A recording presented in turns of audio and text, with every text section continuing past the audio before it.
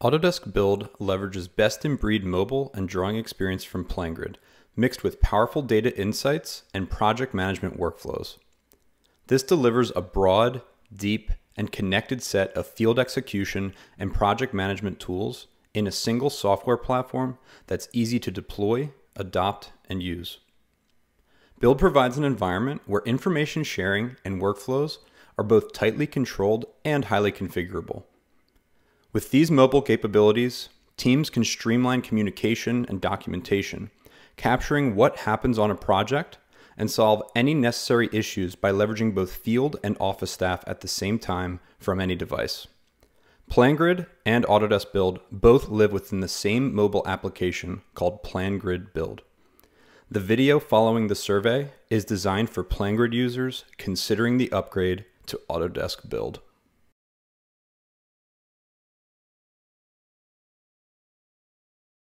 When I first open the app, you're going to be taken to the project screen, and these are all the projects that are associated with your account for both your Plangrid projects as well as your Autodesk Build projects. Very similar to Plangrid on the build side of things, you can absolutely download projects from your account onto this device so that the information is locally cached and stored. It's going to be really helpful when you're going to a job site that maybe has limited connectivity. You're going to be able to continue working, flag your punch list items, make your markups, and then when you're back within Wi-Fi range, your data is going to be automatically pushed to the cloud for the rest of your team to access. So projects on this device, as well as projects in the cloud, just like Plangrid. Jumping into a project here, we're going to notice an update. The first thing we're going to see is the home screen. This is very similar feel and experience to Plangrid's website, now within the Plangrid Build app for all Autodesk Build projects. Designed to give you a 30,000-foot view of your projects and your assignments. So things like assigned work, if you have issues that are in your court, you can see if they're ongoing or overdue, as well as the rest of the project for other issues. If you have to fill out a daily report or a timesheet every day, you're going to see those assigned forms in the bottom left of the home screen. On the right-hand side, you'll see things like sheets that are favorited, things that are searched for recently, as well as files that you've viewed recently as well. Really designed to give the ability for field teams to access information that they access often very quickly. In Autodesk Build's Sheets module, just like Plangrid, when you import a project into Autodesk Build, we're going to take care of three things for you. Optical character recognition built into the platform is going to scan the title blocks for us, and it's going to look at the sheet title and the sheet number, and it's going to automatically name and number those sheets. It's going to save a lot of time on the administrative side.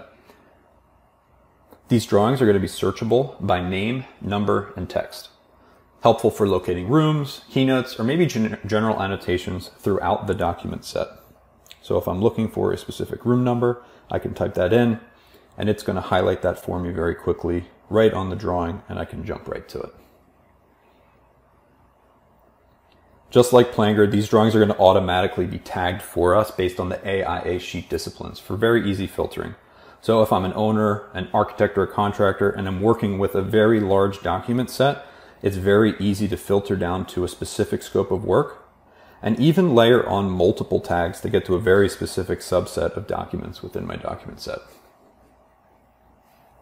Just like Plangrid, if I'm uploading documents that have sections and elevations, this information is going to be highlighted for me, and they're automatically going to be hyperlinked to each other. And it's going to be very easy to flip between plans and elevations, and then use the clock icon to jump back to whatever I was looking at previously, saving time on getting to the information that I need.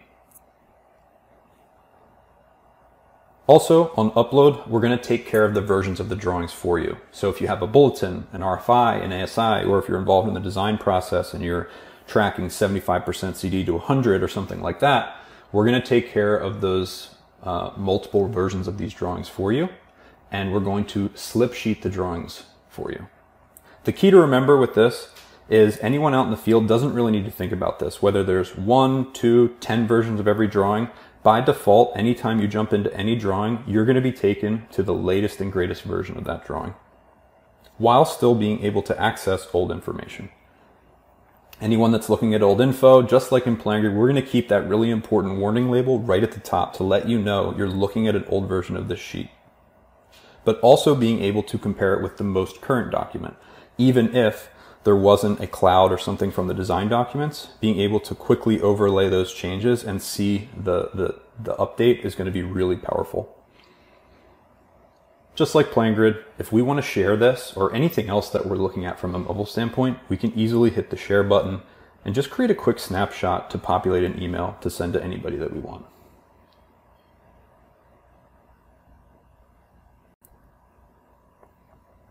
Like Plangrid documents, Autodesk Build's files houses additional project information to further mobilize your workflow. Folders and files within Autodesk Build can now be associated with project templates, cutting down on administrative time during project setup. Folders can be created for different teams with different permission levels if you choose to do so. Just like Plangrid, the file section is going to support specifications, cut sheets, O&M manuals, really anything you want to equip your field team with other than sheets. One of the major updates to the file section in Autodesk Build is the ability to leverage native 3D models coming from Revit or Navisworks. So with a simple drag and drop of those files into the file section of Autodesk Build, now our field teams can access that information right from the job site. This is really going to help to connect 2D and 3D workflows all in the same common data environment inside of Autodesk Build. Autodesk Build inherits the same easy-to-use workflows for field reports from Plangrid, now called forms. So whether you're choosing to use the digital out-of-the-box forms for things like a field report or a job hazard analysis or a timesheet, you can choose to do so. Fill in the work right from the job site, explain who was on site for that day, how many workers there were, how many hours, and even use the dictation tool to fill this in. Ductwork installed in kitchen. Work through your daily report, add things like materials, reference equipment, maybe sign off on it as the foreman, associate any photos you need, and submit that directly back to your office team. So whether using the digital report or uploading company templates that you're already using as a fillable PDF, it's really easy to digitize forms in Autodesk Build, just like it was to digitize field reports in Plangrid. In Autodesk Build, for those that use Plangrid's task functionality heavily for things like punch lists, maybe constructability reviews, a design review, or just general task management and communication between the field and the office, rest assured that you're going to be able to do that very easily in Autodesk Build as well. Build's Issues module is that flexible tool that's useful during all phases of the building lifecycle. You'll see any issue created, whether in the office or the field, will live in this issue log that's easily searchable and filterable by things like status, assignee, and dates. If I ever want to create that punch list item or something that I'm noticing out on the job site, it's still just as easy as clicking that check mark, just like in Plangrid, and pulling up that list of issues. Just like Plangrid, where you could have a task stamp as well as a list, you have issue categories and issue types. So very flexible depending on permissions on how you want to set this up for your team. Simply pin the stamp next to the drawing and you're able to pull up the flyout where you can fill in similar information to Plangrid, like the description, who you're assigning this to, making this actionable with dates, associating photos, and all of that good information. The mobile app is now equipped with some powerful additions like assets, RFIs, submittals, and meeting minutes. Within assets, easily track project assets and link them to their relevant information. For example, I'm going to pull up a refrigerator. And I'm going to be able to quickly see the name of that fridge, the category, the status, as well as the location. If I have a barcode on that item, I can scan that. So if you're doing prefabrication or anything like that, you can absolutely use the scan barcode function as part of the Autodesk Build mobile experience and associate it with the asset. You can also reference photos, the barcode itself, maybe files that are associated with it, its submittal, any issues that came up with this asset itself, and any sheet that it's linked to. Really connecting all of the project information related to that asset in one place right within Autodesk Build. For RFIs and submittals, you can provide the team with a searchable, filterable, really easy to access information about RFIs and submittals, really making sure your team is always up to date with the latest information.